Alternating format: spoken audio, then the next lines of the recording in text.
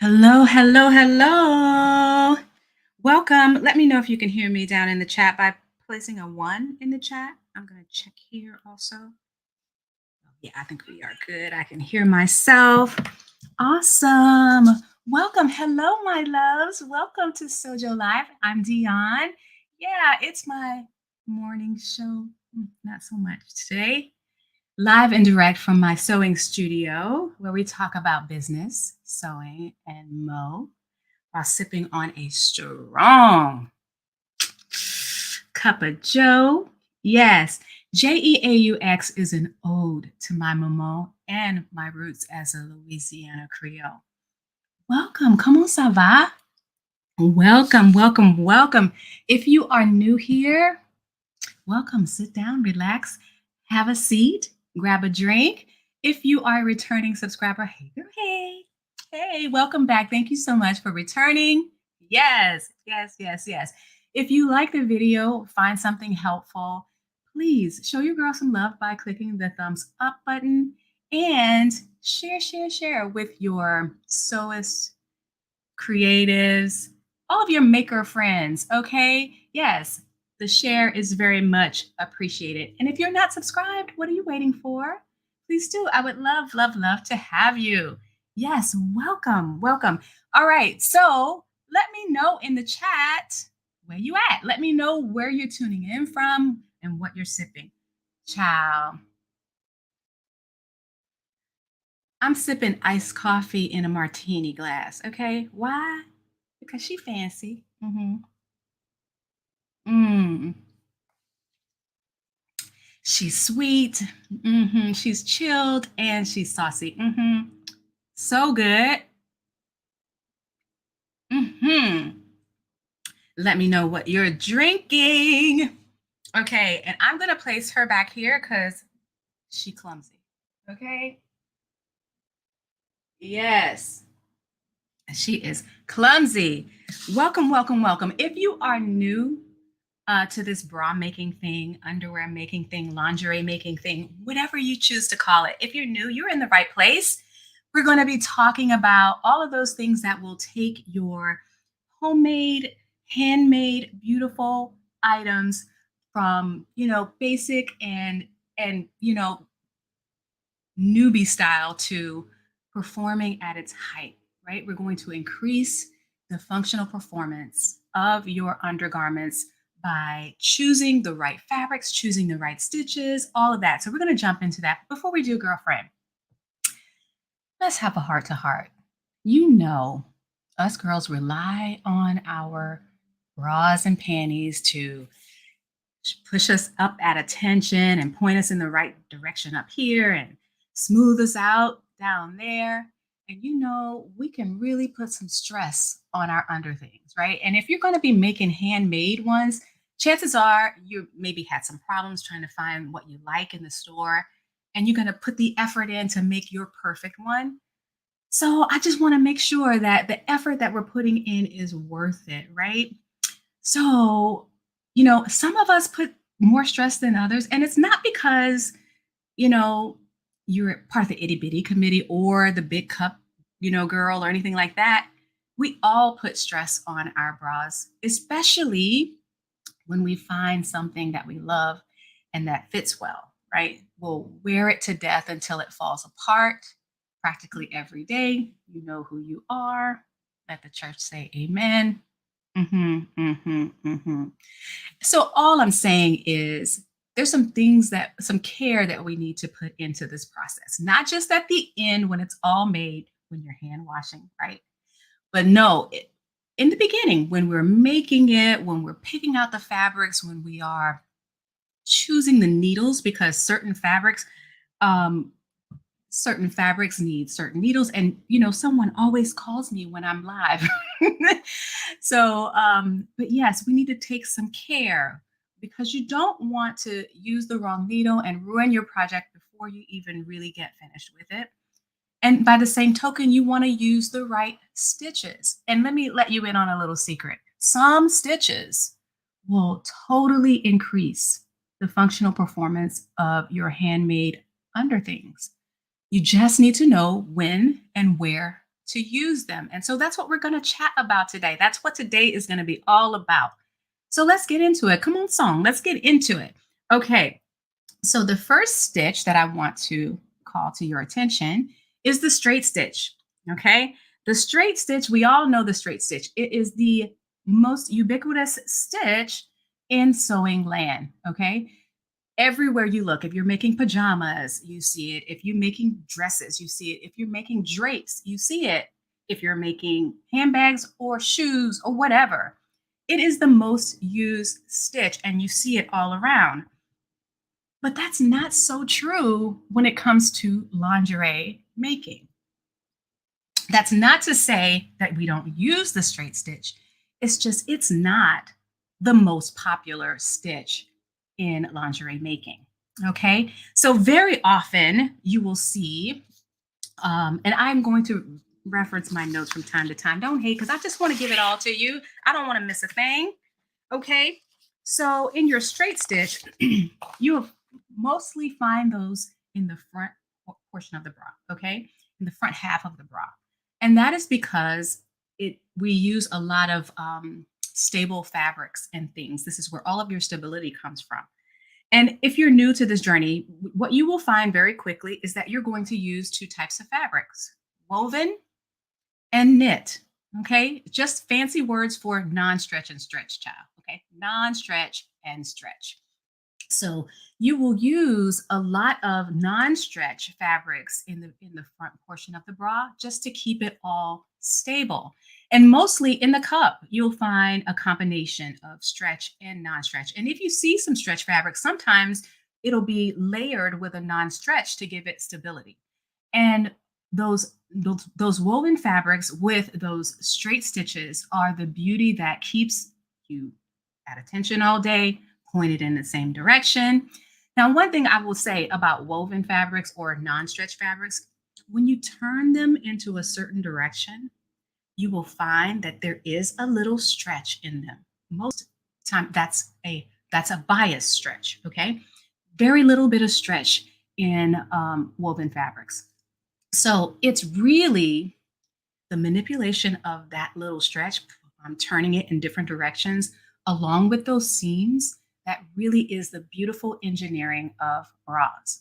Okay. So your fabrics are like the walls of the building, and your seams are like the scaffolding. Okay.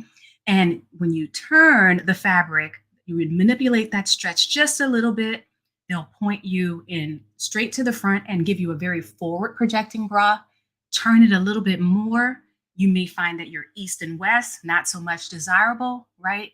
And then turn it a little more, and you find yourself with a minimizer style bra, one that pulls you in closer to the chest, which a lot of large cup women really love.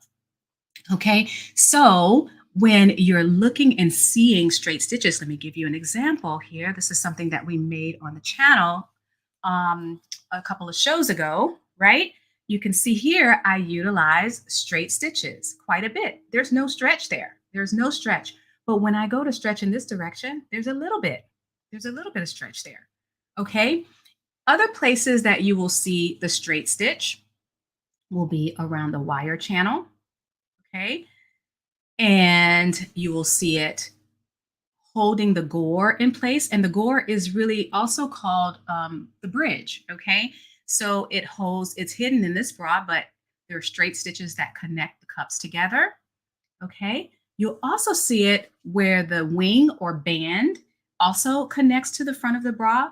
Okay. In this particular style, this is what's called a floating cup. You don't see a cradle all around the bra. Okay. In this particular style, the wing is attached right at the underwire. Okay. There'll be some styles where you'll see a side seam. And it'll be a straight stitch going down the side here. And the fabrics on this side will be likely woven. Okay. And then your stretch will begin from this point on. Okay. So straight seams or straight stitches will be used, but just a little bit more sparingly than other stitches. Okay. All right. And when it comes to panties and things like that, let me just make sure I'm covering all of the things. Okay. We also use it in when we are doing maybe adding a decorative touch to a cup or something like that, or even to a panty, because you'll find panties sometimes also use combination fabrics, right? Where we'll stabilize maybe one panel, we'll stabilize a panel and use straight stitches, but we'll also use straight stitches for top stitches like this. Okay. All right. Okay, so let's go on to the next stitch. The next stitch I want to bring to your attention is, one more thing about straight stitches. What we typically find in terms of using stitches, the straight stitches and bras and things like that, they range from 2 millimeters in length to about 3 millimeters in length. Okay, a little bit, there we go, to about 3 millimeters in length. And the reason we rarely go beyond that 3.5, 4, whatever, is because the fabrics that we're using for bras and panties are usually very thin. very fine, and stitches longer than that tend to be a little bit too loose. And when you go to put that on, you'll find that it's not holding things in place, causing bulking a little bit because the stitch is a little bit too long and too loose. Okay, so now let's talk about basting stitches. Now, basting stitches, they're purposefully long and loose. They're straight stitches, but just longer and looser. And we use those, they're just temporary stitches. They're not intended to be there for the long haul. You use them to kind of hold things in place so that you can do some other task. And I use the base stitching with by hand. I make them by hand. In addition to, you can make them on the machine. So on your sewing machine, it's simply a straight stitch, and you adjust it to the longest stitch that your machine can make, the longest straight stitch that your machine can make, and a simple adjustment of tension, loosening the tension, will also make it much easier to pull that stitch straight out when you're ready to get rid of it. Okay, so all machines can do that. Okay, so as a beginner, your sewing machine has that capability.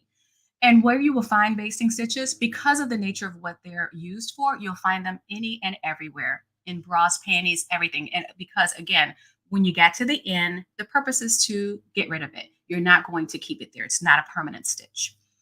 Okay. The next stitch that I want to point out is the zigzag stitch. Okay. So the zigzag stitch is to lingerie what the straight stitch is to dressmaking and all of that. It is the utility stitch of lingerie making. Okay, you will see that most often. And when you're making parts of the bra, the panty that you want to stretch on the body, you will likely use a zigzag stitch, right? Because zigzag stitches allow the fabric to stretch along with it. Okay.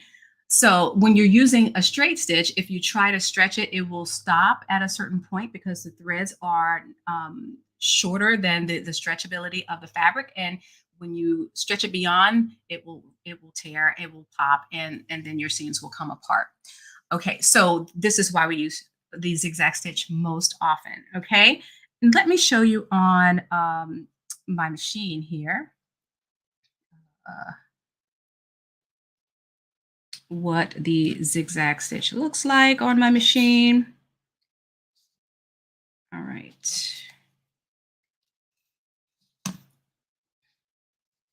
Okay, let's see if you can see that.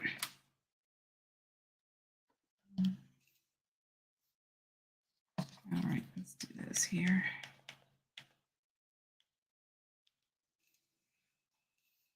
There we go. There we go. Okay. Here we go. Okay, so on my machine, the zigzag stitch is number 5. Okay. All right, so I'm going to go ahead and stitch that. Let's make sure that you can see that as well. Okay. All right. Slow to, there we go. Okay, so I'm going to do just a quick zigzag here.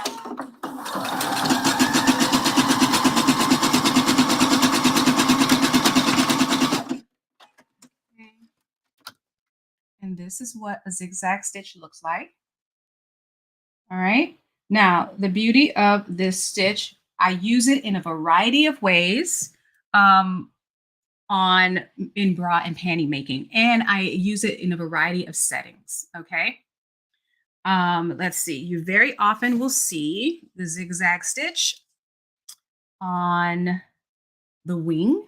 Okay. You'll see that on the wing. You will see that also if your neckline has the capability of stretching. Not all bra patterns have that built in. So I use a smaller zigzag stitch for this area. And I also use it to trim out the band. So attaching the straps and things like that. Additionally, I will use it to attach the hook and eye, but I will use a wide and very dense one, meaning a very short in length. You really can't see the distance between the stitches, right? So this makes for a very strong attachment. This is a high stress area, and this actually kind of looks like a satin stitch, right? Which you would see in embroidery and things like that. So this stitch is very commonly used in attaching a hook and eye. On the panties, you will see this used to secure the elastic at the waistband. Okay, so you can see here, there's one there. It's a very small one. You'll also see it used to attach the elastic at the legs. Okay.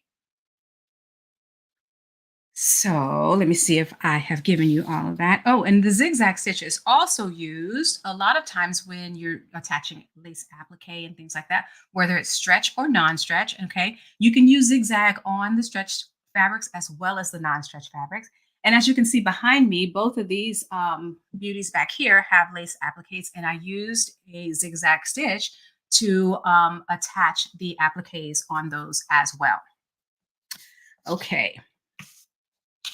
Another place that you might see, especially if your front and back of your panties are both stretched, like four-way stretch, meaning fully stretchable in all directions, then you'll see a zigzag, a tiny zigzag stitch used for the seam, for the side seam. Okay, so that's another place that you will use the zigzag stitch.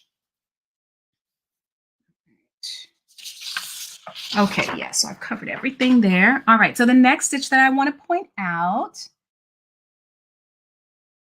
is the cousin to the zigzag. Okay, this is called the three-step zigzag. And let me show you what that looks like on my machine.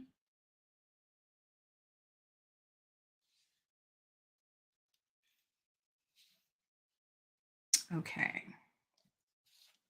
let's get this thing to focus.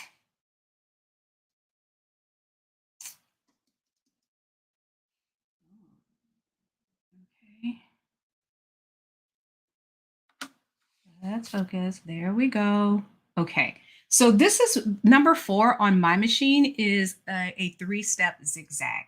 Okay, and the reason it's called three-step zigzag is because it takes 3 individual straight stitches to create the peak.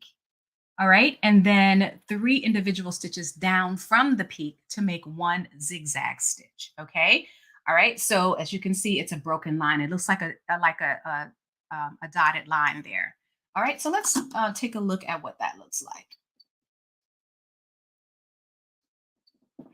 Let me stitch it. I'll take it down to 6. Okay. All right. Come on, focus. Okay, there we go. All right, let's see what that looks like. And as you can see, the needle, you can see it making the 3 individual stitches.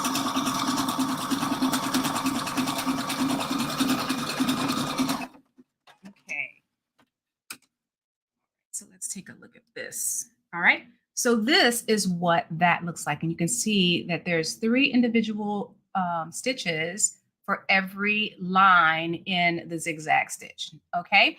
So this is a great stitch. It is very durable. It is flat. It's much stronger than your regular zigzag stitch. Not to say that the zigzag stitch is not strong. This is much stronger, much more durable. Okay. And so you'll find a lot of this type of stitch in also in the wing. Okay. Also in the wing of your bra. You will also find it a lot of times you'll find sewists using it in the waistband as well as the leg of panties as well. It's a great durable stitch. Now, the caveat that I would give with this, all right, when you are using any stitch that, okay, camera, when you're using any stitch that requires more insertions into the fabric to create the actual stitch, so more insertion points, more stitches, basically, what's going to happen, the more stitches that it's required, the less elastic your fabric or your elastic will become. So I recommend that if you're going to use this, that you have a really strong elastic. And it's generally okay in the band, okay? Because the elastics that are made in, that are used for wings, very, very strong. They are very tenacious, okay? What that means is when you pull it out, it takes a little bit extra strength than typical to fully extend it. but when you let it go, it contracts very quickly and very strongly to its original size. Okay. And so you really want to look for that type of characteristic in an elastic when you're using that 3 step. I would suggest testing it. Okay. Just testing out, making sure that you're not losing any strength in the fabric's elasticity or the elastic's elasticity, because you don't want to, we want our underwear to be as elastic as possible, right? Because number one, it extends the life of them, but also it keeps them from sagging. We don't want saggy panties, right? So now what I will tell you is elastics that are made that most panties have in them, some of them are really, really soft, right? And there's a reason you choose soft panty elastics, because the stronger they are, the more panty lines you start to see. So I would definitely test it when using it on panties, okay? Because you really can lose that elasticity very quickly, and then you end up with saggy panties, okay? So you typically see them in the waist and the leg, and also on the wing of a bra, okay? Great for the band, but a little bit questionable for panties, okay? All right, the next stitch that we want to talk about. Are there any questions? I'm doing a quick chat check. Let's see here. Let me see. Anybody got anything to say in the chat? Let's see. Let's see here. T-Dub says, thanks for this video. Some really great tips. Thank you. I'm so happy that you're enjoying it. Thank you so much. Thank you. Oh, D-Dub is a day one. Thank you for being here. Okay, so let's see. Let's go back here and get that. All right. Okay, so our next stitch that we want to talk about is the overlock stitch. Okay. So the overlock stitch is an amazing stitch, okay? So much so that there are machines that are solely dedicated to that, sergers, overlockers, okay? What an overlocker does, okay, so that particular stitch can be used to finish edges, to create seams, and also to finish hems. Let me show you what an overlocker looks like. Overlock stitch looks like, okay? So this little edge here is an overlock stitch. Now, one thing that you will find when you're using a serger, okay, this is the beauty of the serger. Not only will it stitch and clean up that edge, notice down here the little fuzzies, that's originally what that edge looks like. So as you're stitching, it actually cuts off those extra edges and makes it a nice clean finish, and then makes the stitch, okay? So it's a beautiful stitch, great for finishing things, great for making seams, great for doing hems. Okay. Now, but what I will say, and also as a beginner, you probably won't have this, but you can do an overlock stitch on your sewing machine. Most sewing machines have that capability, minus the cutting off of the edge. So you'll get the stitch, but you won't get the clean edge. Let me show you what that looks like. Okay.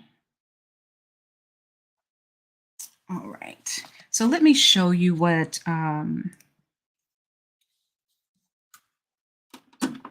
that looks like on my machine here. So see the image up here? That's what an overlock stitch typically looks like.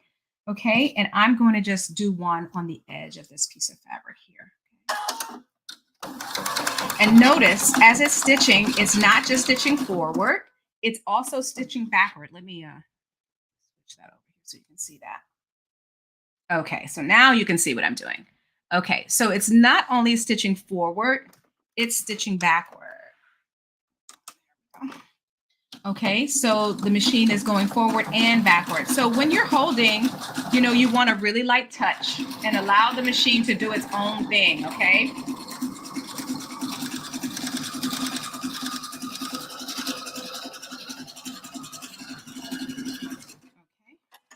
So that's what that looks like. You see, it creates a nice clean finish on the edge. even though it didn't make the cuts. Okay. Now, so what I will say when you're doing this on your sewing machine, okay, because we're using very strong polyester threads, it can make that edge a little bit sharp, right? So, what I will say about overlock stitches, okay, I use them all day in panty making. Okay. And where you will see them is again in the waistbands. You can see stitches there in the waistband. It's very hard to see that here, but you can kind of get a gist. Okay. And you get them also in the leg. Okay. They have stretch capability, which is awesome. Okay. Which you need that for your lingerie. But what I will say, there are a lot of sewists out there who choose to use them in place of straight stitching. So they, wherever you see straight stitching on a bra, they'll put the overlock stitching, meaning in the cup and on the side seams and things like that. I tend to not do that. Now, if that's your preference, that's cool. But there are two reasons why I don't particularly care for that. And it's because one, you're leaving free flowing seam allowances inside of the cup, right? So I tend to like a very clean finish inside of a bra, right? So it actually looks like there's free flowing seam allowance there, but if you look closer, it's actually encased. Let's see if I can make that show. Okay, so there is no free flowing seams in there. And the reason I like that is because it reduces the possibility of chafing. Okay. We don't want to have that going on. And then the other thing too, when we're making bras and panties, especially seamed ones, we want the seams to be as invisible as possible. Okay. We can't totally get rid of them because of the nature of what they are. But we try to have them be as, show the least amount as possible. And when you're using overlock stitches for in the cups and things like that, it creates a bulkier seam. So it makes it even more prominent. Now, where I would use a an overlock stitch, let's say for instance, I'm in the test mode of making a bra or something like that, then I could use that as a quick way to make the seams, wear it for a few days, see if the fit is right, if I like it, how, all of that, and then do the final garment. But I would use it primarily as a test garment. So again, you will see overlock stitches in cups and things like that because some people prefer to do that as a replacement of the straight stitch. Okay. All right, let me make sure I said everything. Yes. All right, so let's talk about the next stitch that I want to chat about. Okay. And this is called the buttonhole. So on my machine, I have this stitch called the automatic buttonhole. So what that allows me to do is to sew on a button on the machine as opposed to doing it by hand. I love time saving techniques. Okay. And so I use this quite often on my sewing machine. Let me show you what that looks like. Okay. All right. So on my machine, let's do that. Get that to focus.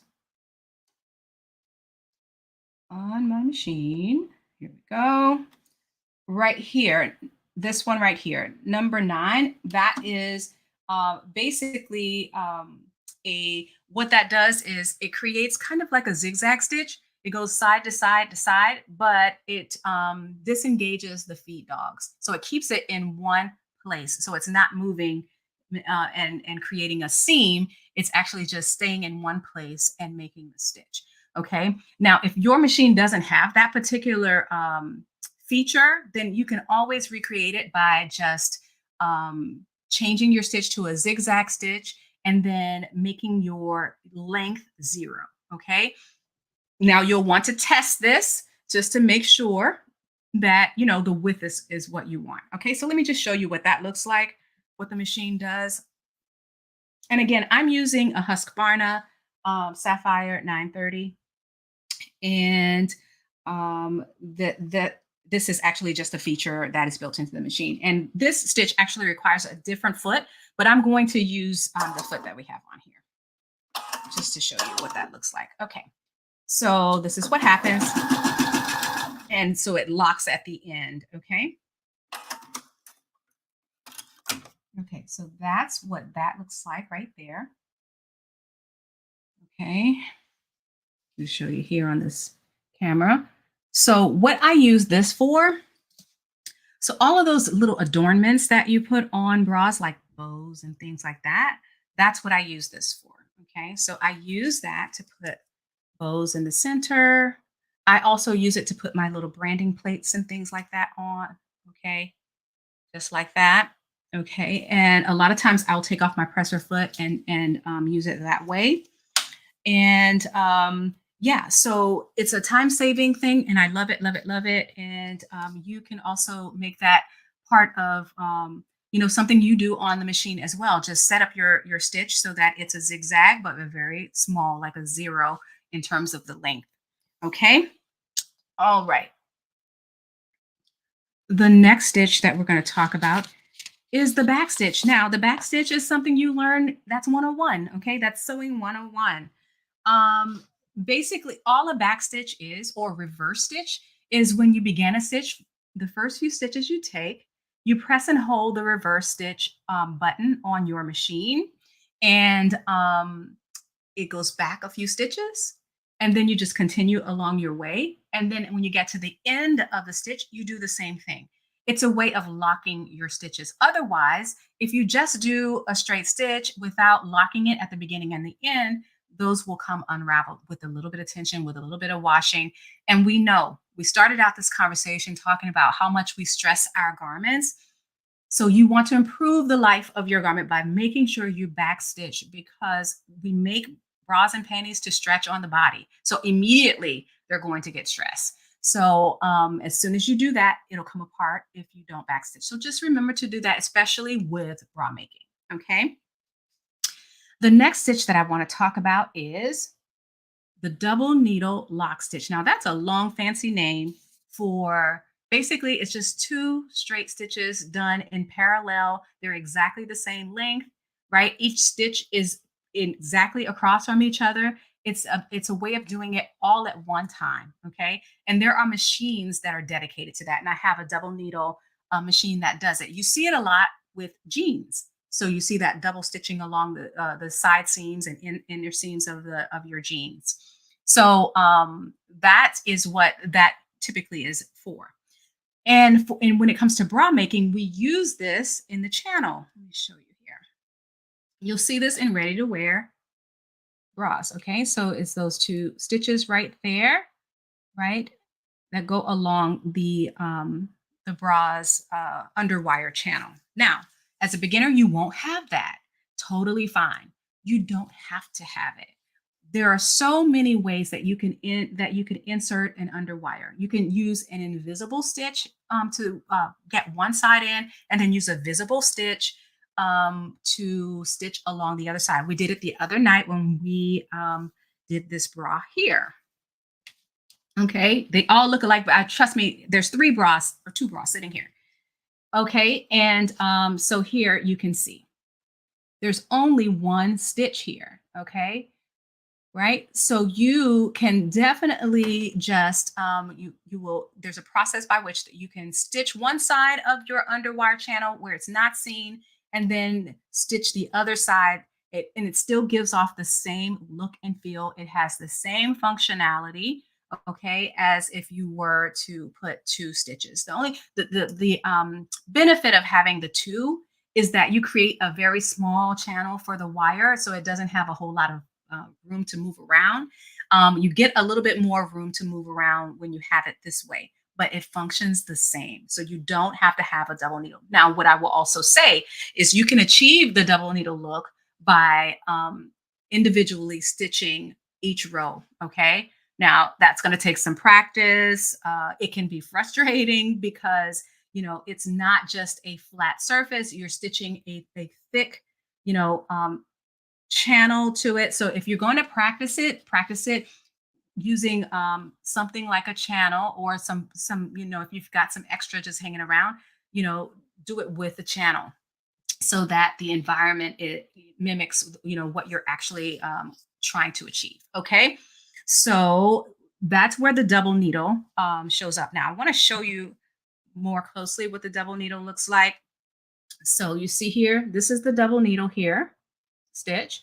So it's set at a certain distance apart, right? It looks the same on the front and the back, okay?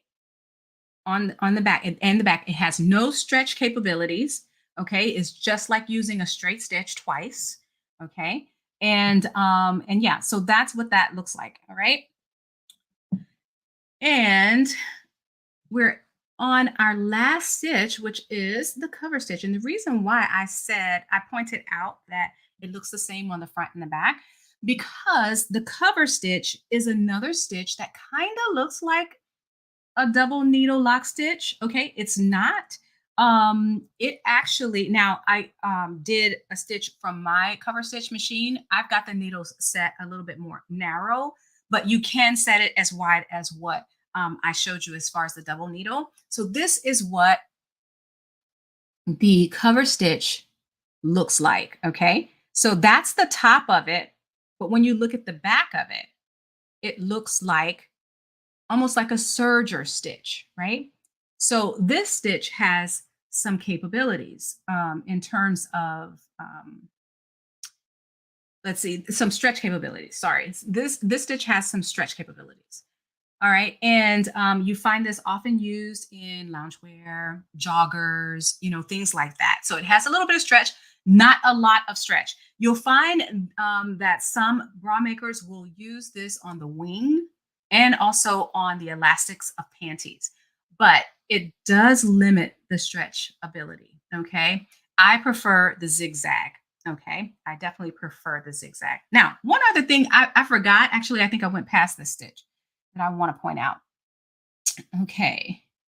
And that one is the bar tack. I don't think I said anything about that. And this is a very important one. Okay. So the bar tack is a very important stitch. It is a super durable. It's used for high stress areas. You see it a lot on jeans as well, like around the fly, the zipper fly. You see it at the corners of pockets. You see it holding on the belt loops of jeans. So places that get really high stress, um, we use a bar tack. Okay. And on my machine, the bar tack looks like a little railroad track. Let me show that to you.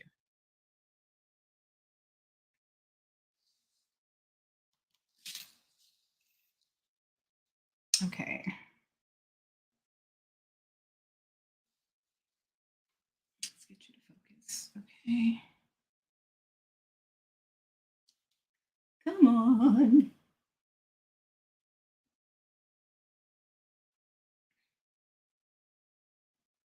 Come on. Focus. Okay. Sorry, guys. We just need to make this focus for me. Oh,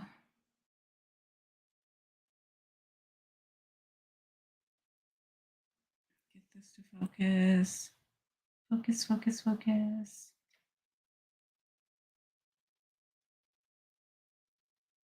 Oh, come on. Here we go. Slow but surely. Okay. So the bar tack, let me show you what that looks like. Okay. So if you can see here on my machine, it looks like a little railroad track. So what it does is, at least on this machine, okay, it creates two vertical stitches. I mean, two parallel stitches, kind of like the lock stitch machine, the double needle, but done separately. So it creates one and then the other, and then it goes back across to create the railroad tracks. It almost looks like a satin stitch as well. Let me show you what that looks like in the making. Let me show you that in action. Okay. I can get this thing to focus. Having a little bit of technical difficulties today. Here we go. Just really slow. Okay. So let me just show you that in action. Okay. So what it's going to do is stitch straight down. Okay. And then on my machine, I have to hit the reverse stitch or backstitch button.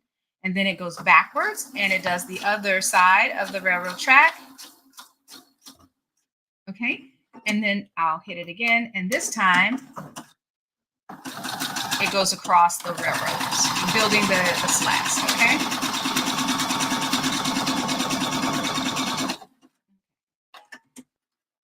That looks like. Okay, so that's what that looks like. That's a bar tack, right? Okay, let me show you here. Right, you can get it there. Okay, so the bar tack is, as I said, it increases the durability of high stress areas. Okay. And so we often, very obvious places, right? So where we use those is to attach the straps of the bra to the cup. We also use that to attach the rings and slides. Okay. I don't know if I can like get this so you can actually see right there, right? And once again, if your machine doesn't have one of these, just set it to a very small zigzag, maybe like 1 millimeter wide, and then maybe a half a millimeter in length, and see how that works for you. It changes depending on the thickness of your fabric and what you're actually sewing. Okay, so we use it for the rings and slides. We use it for the to attach the bra strap. Lots of stress there. Okay, but even more so, we use it here at the center of the bra to close the underwire channel here and to close the underwire channel at the sides where it hits underneath the arm. Okay, you don't want to just rely on your zigzag stitch that you're using for the elastic in the band. You want to make sure that you close it on both sides. This will help to ensure that you don't get stabbed by your bra. Okay, so I did not want to miss that particular stitch, and I think I skipped over that.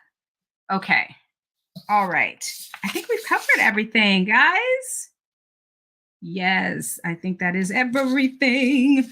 All right. All right. So, guys, that is the end of the show. I'm so happy that you came today. I'm so happy that you joined me.